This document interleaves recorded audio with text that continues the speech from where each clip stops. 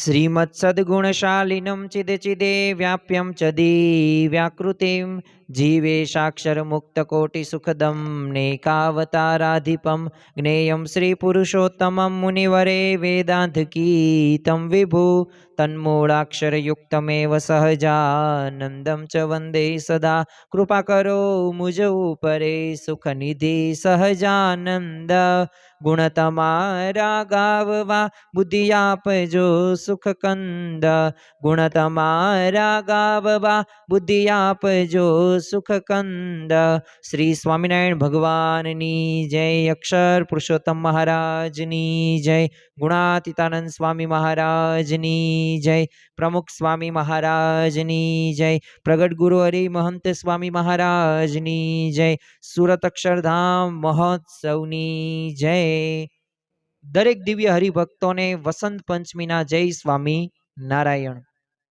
આજની આ સભાની અંદર આપણે વસંત પંચમીના દિવસે એટલે કે આજના દિવસે એ બ્રહ્મ સ્વરૂપ શાસ્ત્રીજી મહારાજનો જન્મ થયો છે અને ખરેખર જો શાસ્ત્રીજી મહારાજનો જન્મ એ ન થયો હોત ને તો શ્રીજી મહારાજને આ પૃથ્વી ઉપર પાછો ધક્કો ખાવો પડે એમ હતો, કારણ કે શ્રીજી મહારાજ સર્વોપરી ભગવાન છે એની હજે નિષ્ઠા પાકી નહોતી। એમાં આ અક્ષર એ ગુણાતીતાનંદ સ્વામી છે તો એ વાત તો કઈ રીતે મનાય।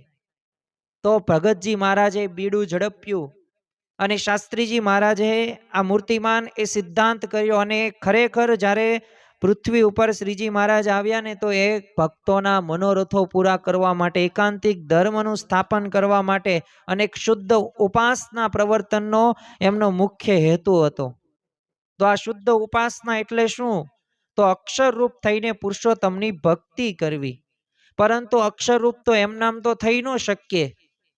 એ અક્ષર રૂપ થવું હોય, બ્રહ્મરૂપ થવું હોય તો તમારે અક્ષરની જરૂર પડે। કહેતા કે અક્ષર બ્રહ્મ, કહેતા કે બ્રહ્મ એ સત્પુરુષની જરૂર પડે અને એ સત્પુરુષ એટલે કે મૂળ અનાદિ એ અક્ષર મૂર્તિ એવા ગુણાતીતાનંદ સ્વામી, ત્યારબાદ ભગતજી મહારાજ।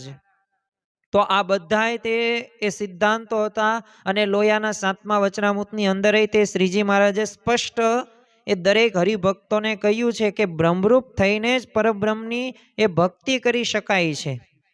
એટલે બ્રહ્મરૂપ તો થવું જ જોઈએ, થવું જ પડે, એ આવશ્યક શરત ગણી શકાય। તો આજની સભાની અંદર આપણે આ બ્રહ્મરૂપ કે અક્ષર બ્રહ્મની તો કે વાતો નથી કરવાની, પરંતુ ખરેખર એક આ શુદ્ધ ઉપાસના અને અક્ષર પુરુષોત્તમ સિદ્ધાંત જે આજે દિગંતમાં ડંકા વાગે છે।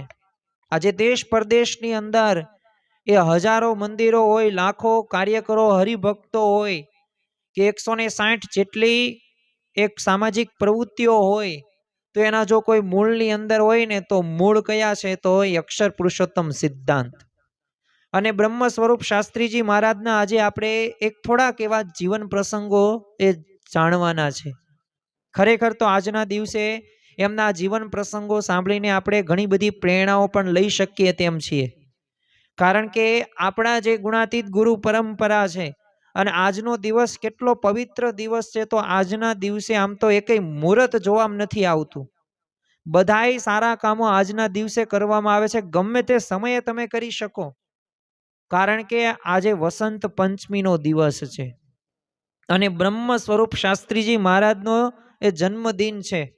આમ તો વિક્રમ સંવત 1921 જો આપણે ઈસવીસન જોઈએ તો 1865ની અંદર મહાસુદ પંચમીનો દિવસ છે એ બ્રહ્મ સ્વરૂપ શાસ્ત્રીજી મહારાજનો જન્મ થયો।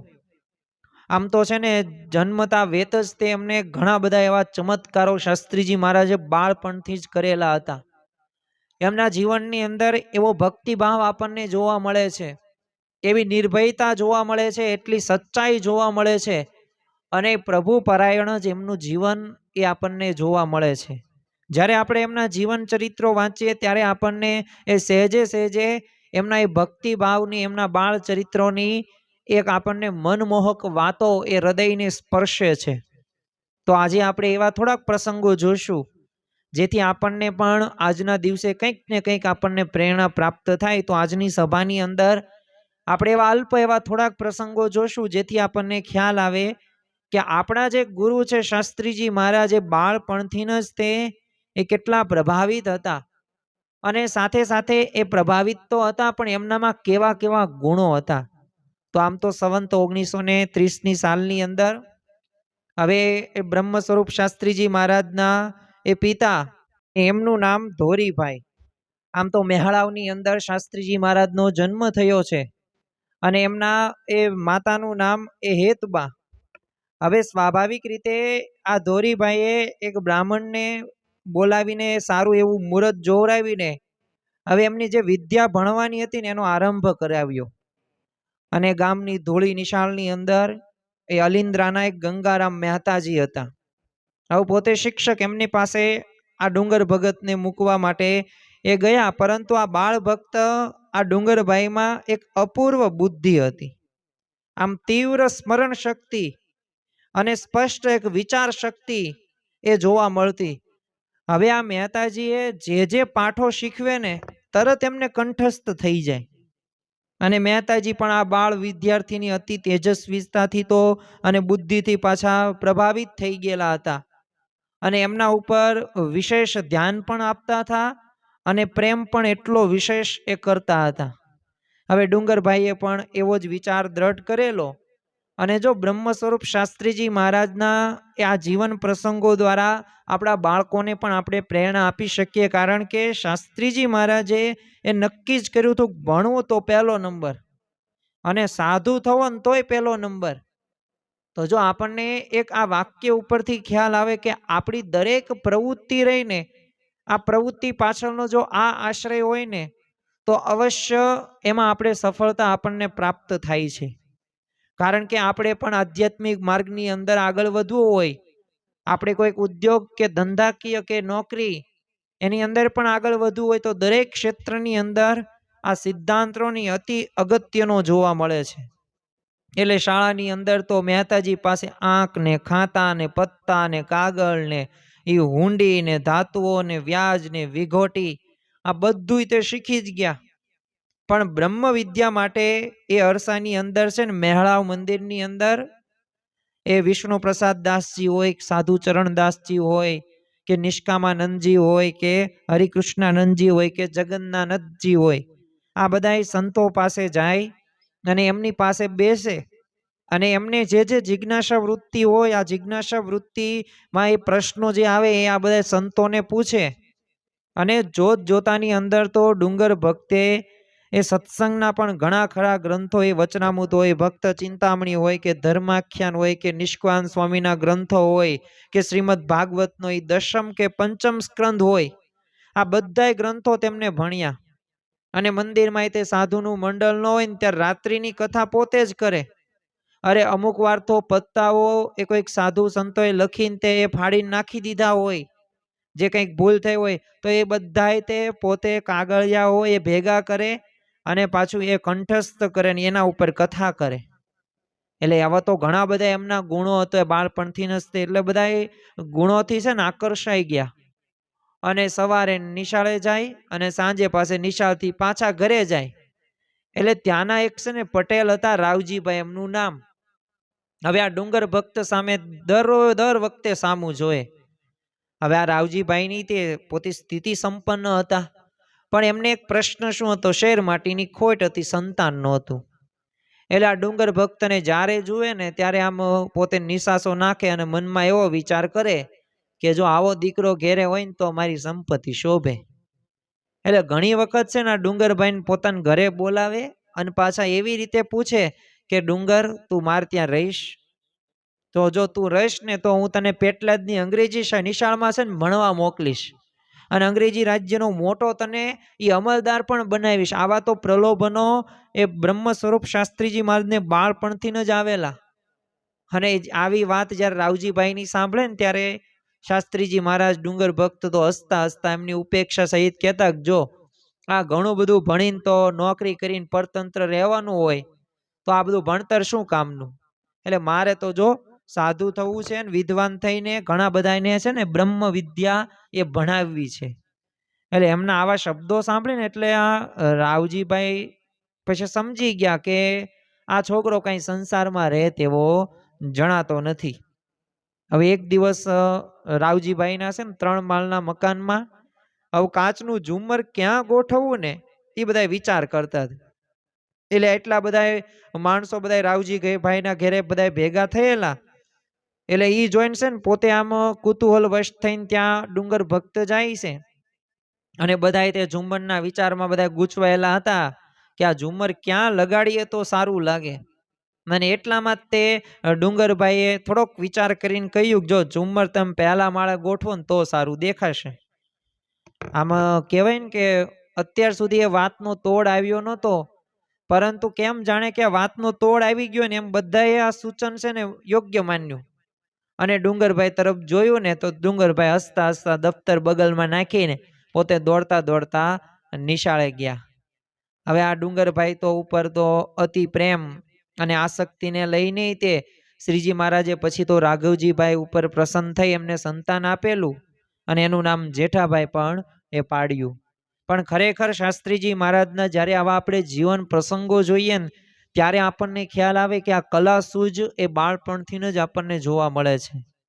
અને જો કે જે શ્રીજી મહારાજનો જે હૃદયગત સિદ્ધાંત હતો કે અક્ષરરૂપ થઈને પુરુષોત્તમની એ ભક્તિ કરવી અને એક શુદ્ધ ઉપાસના ફેલાવીને એકાંતિક ધર્મનું સ્થાપન કરવું. કારણ કે જો આ મનુષ્ય રૂપે એ પધારેલા ભગવાન સ્વરૂપને જીવો જેમ છે ને એમ ઓળખી નહોતા શકતા. અને એમનામાં મનુષ્ય ભાવ દેખીને સાચું જ્ઞાન નહોતા પામતા. પણ છતાં પણ ગુણાતીતાનંદ સ્વામીએ જો એ મહિમાની વાતો, સર્વોપરીની વાતો, એ ઘણા બધા પરમહંસોને એમના મહિમાની વાતો સમજાવી હતી.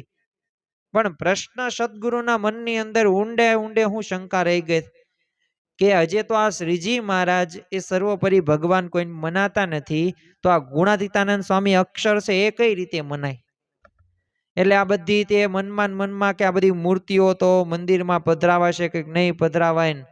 આવા ઘણા બધા પ્રભાવશાળી સમર્થ સંતો હતા, પણ એ પણ અશક્ય એવું કાર્ય એ પોતે ન કરી શક્યા. અને અશક્ય કેમ હતું? કારણ કે વિરોધો દ્વેષીઓ જેટલા બધા હતા એટલે બધા ઘણા બધા એવા નિરાશ ને હતાશ થઈ ગયા. પણ એમના મનોમન તો એ શ્રીજી મહારાજને પ્રાર્થના કરતા જ હતા કે આ બધું મહાન કાર્ય કોઈક પાર પાડી શકે ને, એવા શ્રીજી મહારાજની સર્વશક્તિની ઐશ્વર્યને ધારી શકે ને કોઈક એવા સમર્થ પુરુષ એ જો આ પૃથ્વી ઉપર પ્રગટે ને તો આ કાર્ય થાય, બાકી આ કાર્ય થાય નહીં.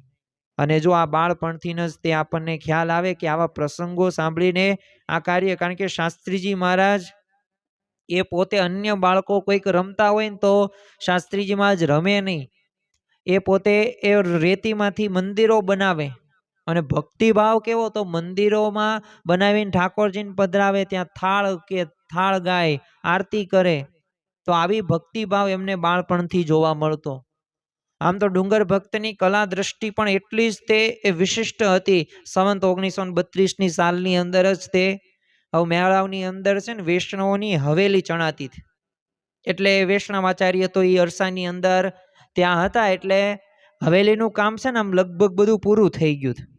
હવે એ વખતે ડુંગરભાઈએ બધા બાલ મિત્રો સાથે ત્યાં જોવા માટે ગયા કેવી હવેલી છે. એટલે આમ આખી હવેલીનું છે ને પોતે સૂક્ષ્મ દ્રષ્ટિથી અવલોકન કરે. અને પછી પોતે જેઠાભાઈ સુથારને કહ્યું, જો હવેલી તો છે ને સુંદર છે, આમાં કંઈ ઘટે નહીં, પરંતુ આ ગોળ થાંભલા જો આ રવેશીમાં મૂક્યા હોત ને તો આની શોભા વધુ સારી થાત. એટલે આ નાના ડુંગરભાઈની તો આ સૂચનાથી છે ને જેઠાભાઈ આશ્ચર્ય પામ્યા. અને એમની સાથે સાથે એમ પણ લાગ્યું કે આ રવેશીમાં ગોળ થાંભલા મૂક્યા હોત તો ખરેખર આ વાત તો સાચી જ છે, શોભા વધી જ જાત. એટલે આ સૂચના છે ને એમને આચાર્યને કહી, તે એમણે પણ એ સૂચન સ્વીકારી લીધું. તો વિચાર કરો કે કળા કૌશલ્યના એ અદ્ભુત ખ્યાલને એક આ કિશોર વયના બાળકે પ્રદર્શિત કર્યો. અને એની એ ગહનતા એ વખતે કોને સમજાય? પણ જો એ શાસ્ત્રીજી મહારાજ જ્યારે વડતાલ સંસ્થાથી અલગ થયા, એ બોચાસણની અંદર પ્રથમ મંદિર હોય, સારંગપુર હોય, એ ગરડાની અંદર હોય, તો આ બધાય મંદિરો બાંધ્યાની કલા સૂઝથી કલા કૌશલ્ય ભૂલાવે ને એવા અદ્ભુત આલીશાનો મંદિરો એ ગોંડલની અંદર બાંધ્યા હોય, ત્યારે બધાયને ખબર પડી યથાર્થ સ્વરૂપ તો ત્યારે એમને ઓળખાણું. તો એવું જ એક અલૌકિક સૂચન હતું એ આ બાળ ભક્તે મેળાવ મંદિરની અંદર હવે આમ ઠાકોરજીના કાષ્ટના સિંહાસન માટે કરેલું. હવે આ સિંહાસન કરતી વખતે છે ને ડુંગરભાઈએ હવે સુથાર ને વડતાલના એક સભા મંડપમાં જે સિંહાસન હતું ને એ પ્રમાણેનું જ કરવાનું કીધેલું અને એ પ્રમાણે સિંહાસન બનાવ્યું. તો જો એક આવી સૂક્ષ્મ અવલોકન શક્તિ. હવે આપણે તો મંદિરે જઈએ ને 2 મિનિટ પછી પૂછવામાં આવે ને કે ઠાકોરજીએ કેવા કલરના વાઘા પહેર્યા હતા, તો એની પણ આપણને ખ્યાલ હોતી નથી. ગુલાબનો હાર પહેર્યો તો મોગરાનો હતો એ પણ ન ખબર હોય. પરંતુ જો શાસ્ત્રીજી મહારાજની એ દર્શન કરવાની જે રીત હતી ને એ મનમોહક હતી અને ખરેખર તેમનામાં પરમેશ્વરી તત્વના એક આવિર્ભાવનું સૌને દર્શન થતું. એ અરસાની અંદર જ તે ગામમાં કરમસદના છે ને એક બ્રાહ્મણ ગિરધરકૃત રામાયણની કથા વાંચતા હતા અને એ સાંભળવા માટે છે ને ડુંગર ભક્ત જાય. જો ખરેખર તો આ ડુંગર ભક્ત બાળપણથી જ તે પોતે એ ભક્તિભાવમાં પોતે લીન હતા. અને જો કોઈ પણ એ બાળક હોય એને જો બાળપણથી જ એવા સંસ્કારો આપવામાં આવે ને તો ભવિષ્યની અંદર એ મંદિરે જાય છે, એનામાં એ પૂજનીય ભાવ પણ આવે છે અને એવા સદ્ગુણો સંસ્કારોનો પણ વિકાસ થાય છે અને શાંતિ પણ પોતે અનુભવે છે. એટલે બાળપણથી જ તે એ આવા સંસ્કારોના એ આ ડુંગર ભક્ત આપણને શીખવે છે. એટલે પિતા પાસે આ બધી કથા સાંભળેલી જ હતી. ફરી વખત હવે આ કથા સાંભળી એટલે આખું આમ ગિરધરકૃત રામાયણ હતું ને આમ કંઠસ્થ થઈ ગયેલું. અને શાસ્ત્રીજી મહારાજે બાળપણની અંદર મહાભારતની કથા કરેલી હતી. એવો પ્રસંગ એવો હતો કે સંવંત 1933ની સાલની અંદર હવે અધિક જેઠ માસની અંદર છે ને ગામના હરિભક્તોએ પીજના રણછોડભાઈ શાસ્ત્રીને તેડાવીને છે ને એમની પાસે મંદિરમાં મહાભારતના એક વિરાટ પર્વન, ઉદ્યોગ પર્વન, ભીષ્મ પર્વની કથા કરાવેલી. હવે એ કથા પણ ડુંગર ભક્તે સાંભળીને બધું કંઠાગ્ર કરી લીધેલી. હવે તમે વિચાર કરો કેટલી નાની વયની અંદર એ કથા વાર્તાની એ તીવ્ર આસક્તિ કેટલી અને બુદ્ધિમાં બેસી જાય ને એવા તો પાછા શાસ્ત્રોના સચોટ દ્રષ્ટાંતોનો વાતો કરવાની પણ અદ્ભુત શૈલી એમના જીવનની અંદરથી એ જોવા મળે છે. અને પાછી સ્વામિનારાયણ સંપ્રદાયની વિશિષ્ટતા એ બધાને ત્યારે સમજાઈ ગઈ. અને થોડા દિવસ પછી તો ગામમાં એ વસોનો એક બ્રાહ્મણ આવ્યા હતા. હવે પોતે છે ને મહાભારતની કથા કઈ રીતે કરે તો માણ વગાડીને એ ભારતની કથા શરૂ કરી અને બધાય કથા સાંભળવા જાય. ડુંગરભાઈ પણ સાંભળ્યા પણ ભારત છે ને અધૂરું રહ્યું પણ કંઠાગ્ર તો પૂરું થયું. એટલે આ દરમિયાન છે ને બ્રાહ્મણોને મંદવાડ થયો ને 1 માસ કથા બધી બંધ રહી. અને પણ પ્રશ્ન શું થયો, 1 માસ તો કથા બંધ રહી પણ એ અસાધ્ય રોગને લીધે આ બ્રાહ્મણનો દેહ મૂકી ગયો. એટલે કથા તો અધૂરી રહી, બ્રાહ્મણ કઈ જીવતા નહોતા. એટલે બાળ ભક્ત હવે ડુંગરભાઈની તો અપૂર્વ સ્મરણ શક્તિ હોય અને ક્વચિત અલૌકિક આશ્ચર્ય એ બતાવતા જોઈને ગામના લોકોએ અને બધા હરિભક્તોએ આગ્રહ કર્યો કે જો હવે તો આ બ્રાહ્મણ તો નથી ને ભારતની કથા અધૂરી છે, એટલે આ ભારતની કથા છે ને તમે પૂરી કરો. અને આથી ભારતની કથા ચોરા આગળ પીપળાનો ઓટો અને ત્યાં બેસીને એ પોતાના કાકાના દીકરા હરખજીભાઈને સાથે રાખીને એક તાંબાનો ઘડો મંગાવ્યો અને માણ વગાડીને ભટજીની અદાથી 1 માસ સુધી એ કરી કથા અને ગ્રામ જનતાને રંજન કરી દીધી. એક વખતના તો કથા શ્રવણથી જ આબેહૂબ એવા ભટજીના જેવી છે ને જડ જમક સાથે આ બાળકની કથા કરવાની જે અલૌકિક શક્તિ હતી ને એનાથી પણ બધાય ત્યારે એ પ્રભાવિત થઈ ગયેલા. અને આ પ્રસંગ પછી તે બાળ ભક્ત ડુંગરભાઈ હતા એ ભગત સંજ્ઞાથી એ ગામમાં ઓળખાવા લાગ્યા અને બધા એમની પ્રશંસા કરે અને અતિશય પ્રેમ પણ થવા લાગ્યો. હવે આ બાળ ભક્ત ડુંગરભાઈને છે ને દર્શન, સેવા અને સમાગમ એ જ મુખ્ય અંગ થઈ ગયું. એટલે તે જો સદગુરુ બ્રહ્માનંદ સ્વામી આ સમાગમ વિશે શું કહે છે કે સંત સમાગમ કીજીએ હો નિષદિન, સંત સમાગમ કીજીએ. તો આ ડુંગરભાઈ પણ પોતે દર્શન કરવા જાય, સેવા કરે, સમાગમ કરે અને મોટા સંતોની તેમના ઉપર દ્રષ્ટિ થઈ ગયેલી. એટલે જ્યારે જ્યારે પણ વડતાલ દર્શને જાય ને એટલે આચાર્ય મહારાજ ને સંતો એમને બોલાવીને પાસે બેસાડે અને બધી મહારાજની લીલાની વાતો સંભળાવે. પાછી અદ્ભુતાનંદ સ્વામી પાસે જવાનો એમનો નિયમ. એમના દર્શને જાય ત્યારે કેરીઓ લાવે, અમુક વાર સીતાફળ લઈ જાય, શાક લઈ જાય. એટલે એમની જે ગુરુ ભાવે છે ને અતિ ઘણી બધી સેવા કરેલી. અને અદ્ભુતાનંદ સ્વામી પણ એમનામાં અપૂર્વ મુમુક્ષુતા જોયેલી અને ત્યાગ અને વૈરાગ્યની બધી અદ્ભુત વાતો કરતા. અને જેવા સ્વામી અદ્ભુત ને તેમની વાતો પણ અદ્ભુત, અને એવો જ આ બાળ ભક્તનો ભાવ પણ પાછો અદ્ભુત સામે જોવા મળતો. એટલે આમ છે ને ત્રિવેણી સંગમ રહ્યો ને, એમ ભવિષ્યમાં એક મહાન અદ્ભુત પુરુષ પ્રગટ થશે ને, એ બધાને એવો ખ્યાલ આવી ગયો. પણ ભવિષ્યની અંદર આજ શાસ્ત્રી જેવા આજ ડુંગર ભગત એ પોતે મોટા થઈને આવા શિખરબદ્ધ મંદિરો, અક્ષર પુરુષોત્તમ સિદ્ધાંત એ દિગંતમાં ડંકો વગાડશે, એનો કોઈને ખ્યાલ હતો નહીં. એટલે આમ સામાન્ય બાળક જેવી જ ક્રિયા કરે ડુંગર ભક્ત, પણ એક વિશિષ્ટ ભક્ત તરીકે છે ને એ પોતે આકર્ષણનું કેન્દ્ર તો એ બાળપણથી જ એ બની ગયેલા હતા. અને એવું નહીં, બાળપણની અંદર એ પોતે પિતાને પણ એક વખત ઉપદેશ કેવો આપેલો, આમ તો ત્યાર પછી જ તેઓ એ સાધુ થવા માટેની પરવાનગી એમના પિતા ધોરીભાઈ આપે છે. મેળાવ જતા હતા ને રસ્તામાં છે ને ગાડામાં જ ડુંગર ભક્તે હવે એમના પિતાશ્રીને સંબોધીને કહ્યું કે જો પિતા, તમે એમ માનો છો ને કે તમે મારા પિતા છો ને હું તમારો પુત્ર છું, પરંતુ આ જે માનવું રહ્યું ને એ બધું તે અજ્ઞાન ભરેલું છે. અને આ દેહના સંબંધે એ સંબંધ સાચો મનાય છે, પણ આ દેહનો સંબંધ રહ્યો ને દેહની જેમ નાશવંત છે. એમ જો તમને જ્ઞાન થશે ને તો આ બધાય સંબંધો ખોટા પડી જશે. અને આ મનુષ્ય દેહ જે ભગવાને આપણને આપ્યો છે ને, એ મળ્યા પછી એ મનુષ્ય સંસારમાં રહીને ઘરમાં આસક્ત રહ્યો થકો પડ્યો રહેશે. એટલે ઊંડા એક અંધારા કુરૂપી ઘરના ખાડામાં જ પડ્યો છે. અને મનુષ્ય દેહનું જે સાર્થક તો આ બુદ્ધિ વડે સાચા એ બ્રહ્મનિષ્ઠ સદગુરુને ઓળખવાના, એમનો સમાગમ કરીને નાશવંત દેવમાં એ પોતાપણાની જે ભાવના રહ્યું ને, એ અજ્ઞાન ટાળીને ભગવાનની ભક્તિ કરવી ને, એ જ આ મનુષ્ય દેહનું એ સાર્થક છે. અને આ જ મુખ્ય લક્ષ્ય હોવો પડે. આમ અંતર ભેદી નાખે ને એવી આ પુત્રની એ અમૃતરૂપ વૈરાગ્યવાણી જ્યારે આ ધોરીભાઈએ સાંભળીને એટલે આંખમાંથી આમ અશ્રુની ધારા ચાલવા લાગી. અને આ બીજા દિવસે એ ધોરીભાઈએ ડુંગર ભક્તને બોલાવ્યો અને અતિ હેતથી કીધું, જો તમે તો ભગવાન ભજવા અને ભજાવવા જ આવ્યા છો, અને આ ઘરમાં ને સંસારમાં કોઈ રીતે રહી નહીં શકો, પણ અમારા ઉપર તમે સદા દ્રષ્ટિ રાખજો. હવે એટલા શબ્દો કીધા અને સ્વામી વિજ્ઞાનંદજી ઉપર પોતે ચિઠ્ઠી લખી દીધી કે જો આ ડુંગર ભક્ત સુખેથી એમની ઈચ્છા મુજબ આપની પાસે રહે અને ભજન કરે, એમાં હું હવે રાજી છું. અને ચિઠ્ઠી ડુંગર ભક્તના હાથમાં આપી અને 4 મોતૈયાના લાડુ પણ આપ્યા. તો એક આવી રીતે એક પોતાના પુત્રને પણ એક સંપૂર્ણ એક વાત્સલ્ય ભાવથી, એક અમીભરી દ્રષ્ટિએથી એ પિતા પોતાના પુત્રને એટલે કહેતા કે ધોરીભાઈ આ ડુંગર ભક્તને રજા આપે છે.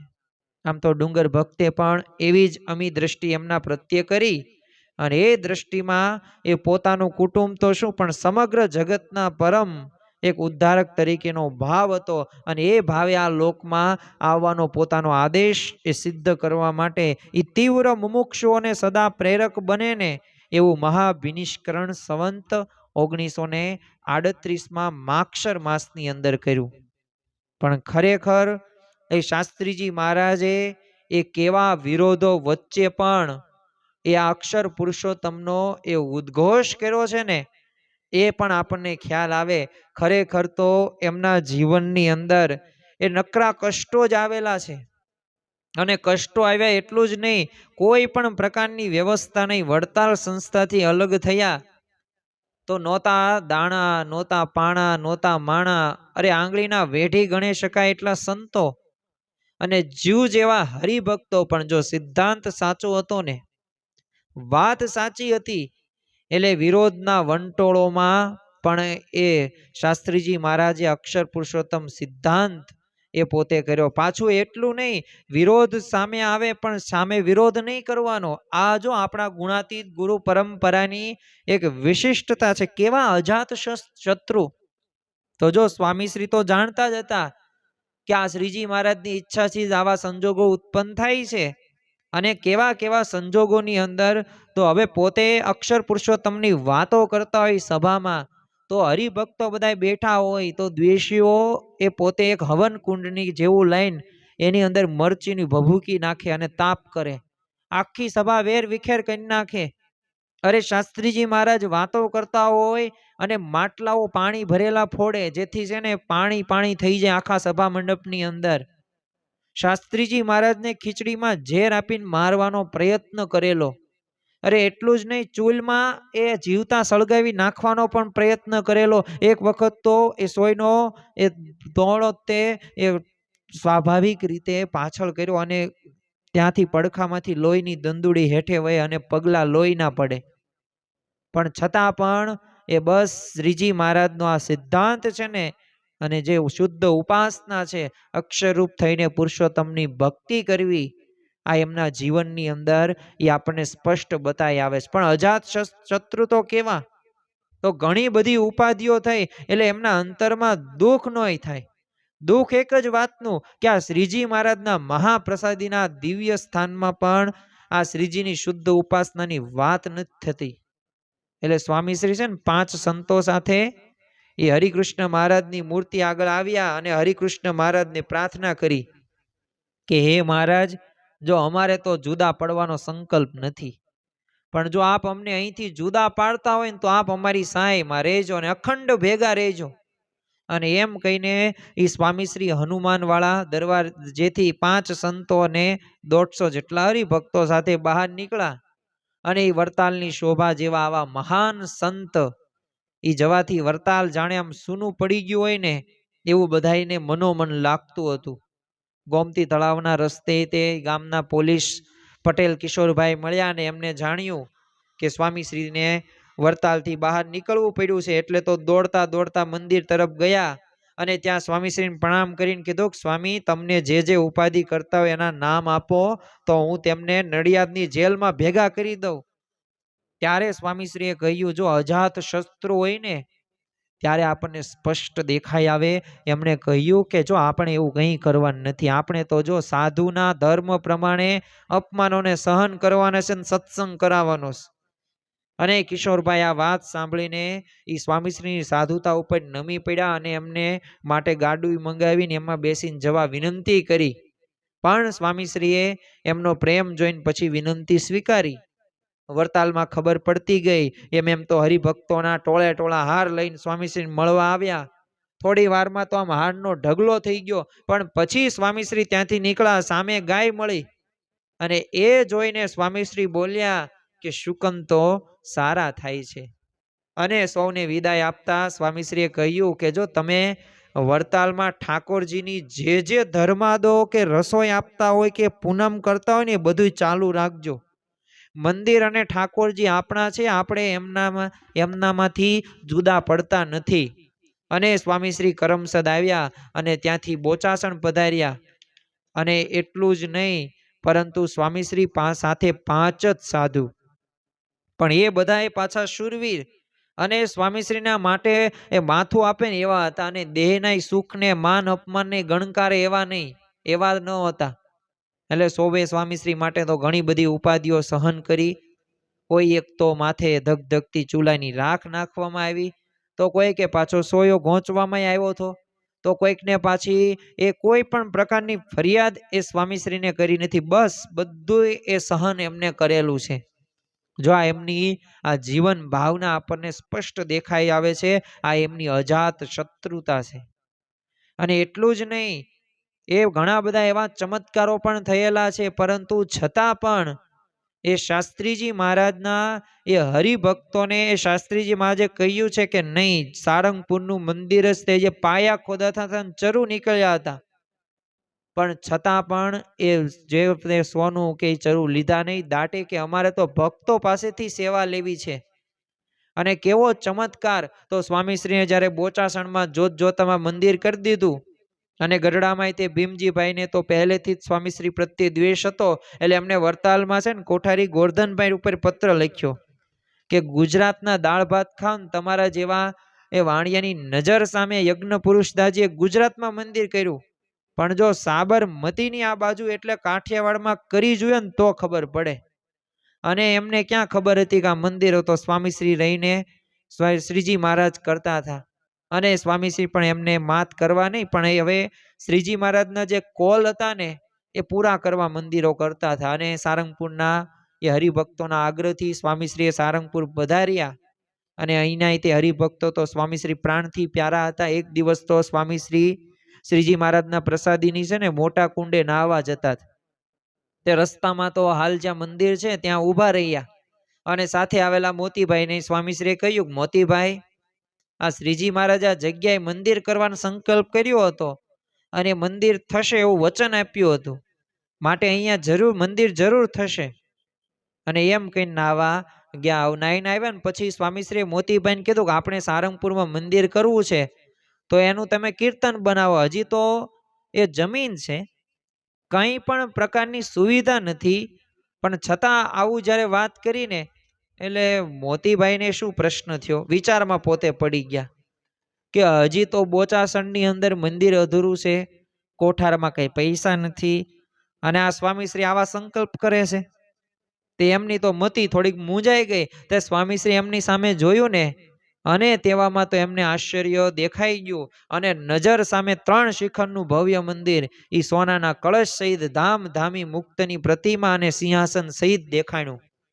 અને અત્યારે જે આપણે જોઈએ છે ને એ સુંદર અને ભવ્ય મંદિર જોઈને એ મોતીભાઈ તો આશ્ચર્યમાં પડી ગયા અને એમના મુખમાંથી કીર્તનની કડીઓનો પ્રવાહ પણ વહેવા લાગ્યો કે શ્રી સારંગપુરની શોભા સજી અતિ સારી, જોઈ અલૌકિક અદ્ભુત ધામ અવિકારી. અને એમના અંતરમાંથી એ જે શંકા હતી ને દૂર થઈ ગઈ અને આ સ્વામી તો આવા અનેક મંદિરો કરવા પણ શક્તિશાળી છે ને એ એમને ત્યારે સમજાઈ ગયું. તો ખરેખર આ સ્વામીશ્રીનો દાખલો આપણને અહીંયા સ્પષ્ટ દેખાઈ આવે. અને એ આપણે એક અંતિમ પ્રસંગ જોઈને આજની આ વસંત પંચમીની પ્રતિક સભા પૂરી કરીએ.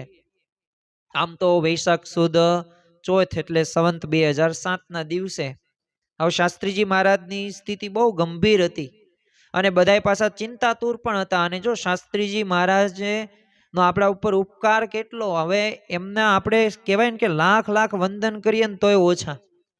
કારણ કે એ બ્રહ્મ સ્વરૂપ યોગીજી મહારાજની ભેટ આપી અને પ્રમુખ સ્વામી મહારાજની આપણને ભેટ આપી. હવે આ દિવસે છે ને સવારે 9 વાગે તો સ્વામીશ્રીએ કહેલું મને છે ને તમે રંગ મંડપમાં લઈ જાઓ. એટલે સ્વામીશ્રીને રંગ મંડપમાં લઈ ગયા. એટલે બધા અધ્ધર શ્વાસે છે ને સ્વામીશ્રીના દર્શન કરતા હતા અને મુખમાં બસ સ્વામિનારાયણ સ્વામિનારાયણ સ્વામિનારાયણનો જાપ અને મહારાજને પ્રાર્થના કરતા હતા. અને બરાબર 10:50 વાગ્યે આમ આખો રંગ મંડપ હતો ને એ આમ દિવ્ય તેજથી છવાઈ ગયો અને સ્વામીશ્રી સ્વામી મહારાજ એમ બોલતા પોતે આમ સ્વતંત્રપણે દેહ એમનો છોડીને અક્ષરધામમાં પોતે વિરાજી ગયા. હવે આઘાતજનક સમાચારથી તો આખા સત્સંગમાં એક છે ને ઘેરો વિષાદ છવાઈ ગયો. કારણ કે શ્રીજી મહારાજની તે પ્રસાદીની વાડીમાં પછી શાસ્ત્રીજી મહારાજના દેહનો એ ચંદન કાષ્ટમાં એ અગ્નિ સંસ્કાર યોગીજી મહારાજ અને પ્રમુખ સ્વામી મહારાજે કર્યો. પરંતુ એ શોકમાં ડૂબેલા એ સત્સંગ સમાજને છે ને યોગીજી મહારાજ દોરવણી અને ધીરજ આપતા. અને 6 દિવસ પછી જ હવે ગરડા મંદિરનો મૂર્તિ પ્રતિષ્ઠાનો દિવસ અને સ્વામીશ્રી ધામમાં ગયા. એટલે આ ઉત્સવ ઉજવો કે કેમ એની બધી મૂંઝવણ બધાને હતી. અને ત્યારે યોગીજી મહારાજે આ પ્રસંગે કહ્યું કે જો સ્વામીશ્રી ક્યાં ગયા છે, એ તો પ્રગટ જ છે. સ્વામીશ્રીની મરજી દશમની પ્રતિષ્ઠા કરવાની હતી ને તો એટલે એ કરીએ ને તો સ્વામીશ્રી રાજી થાય. અને આવા શબ્દો જ્યારે સંતો ભક્તોએ સાંભળ્યા એટલે બધામાં હિંમત આવી ગઈ અને જોગી આરતી ઉતારશે અને સ્વામીશ્રીના એ વચનો યાદ કર્યા અને યોગીજી મહારાજના એ સ્વામીને નિહાળવા પ્રતિષ્ઠાની સેવામાં લાગી ગયા. અને આ પ્રમાણે તો પછી ઉપાસનાનું ભગીરથ કાર્ય કર્યું અને શ્રીજી મહારાજને અખંડ ધારક અને કૃપાપાત્ર સ્વામીશ્રીએ આ સત્સંગમાં પધારી સત્સંગને એક નવું જીવન આપ્યું અને એક ઇતિહાસ સર્જો અને એને સાધુતાના આદર્શને એક જીવંત બનાવ્યો. એ જ યોગીજી મહારાજ, એ શાસ્ત્રીજી મહારાજે યોગીજી મહારાજમાં એ સાંગોપાંગ, એ જ યોગીજી મહારાજે પ્રમુખ સ્વામી મહારાજમાં એવા 2 મહાન એ સંતની આપણને ભેટ આપી. અને ખરેખર અત્યારે વર્તમાન કાળે એ પ્રમુખ સ્વામી મહારાજ આપણને મહંત સ્વામી મહારાજમાં એ દ્રશ્યમાન થતા જોવા મળે છે.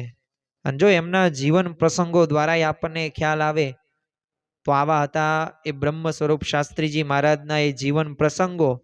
આમ તો આજે આપણે થોડાક એવા પ્રસંગોનું આચમન કર્યું, પરંતુ આ એક પ્રસંગો એ આપણને એક નવી દિશા આપે ને એવા છે. એક પ્રસંગો શાસ્ત્રીજી મહારાજનો આમ તો આપણે કહીએ ને જન્મથી લઈને મૃત્યુ સુધી, આમ તો સત્પુરુષ પૃથ્વી પરથી કદી જતા નથી, પરંતુ હવે સ્વાભાવિક છે કે જન્મથી મૃત્યુ સુધીના એ જીવનકાળ એમનો છે ને, એમાં નકરા કષ્ટો જ છે, નકરો દુઃખો જ છે. પણ કોના માટે? આપણા સૌ કોઈ માટે, કે આપણને સાચો સિદ્ધાંત મળે, આપણને સાચું જ્ઞાન પ્રાપ્ત થાય અને આપણે એ બ્રહ્મરૂપ થઈએ અને બ્રહ્મરૂપ થઈને પરબ્રહ્મની ભક્તિ કરીને અક્ષરધામની આપણને પ્રાપ્તિ થાય. તો આ મુખ્ય સિદ્ધાંત, મુખ્ય વાત પ્રવર્તવા માટે આમ તો શાસ્ત્રી મહારાજનો જન્મ થયો ને એવું આપણે કહી શકીએ. તો ખરેખર આ બ્રહ્મ સ્વરૂપ શાસ્ત્રીજી મહારાજ, અને એક શાસ્ત્રીજી મહારાજ એ પોતે અક્ષર પુરુષોત્તમ સિદ્ધાંતના પ્રખર પ્રવર્તક ના એ ચરણોની અંદર કોટી કોટી વંદન. શ્રી સ્વામિનારાયણ ભગવાનની જય.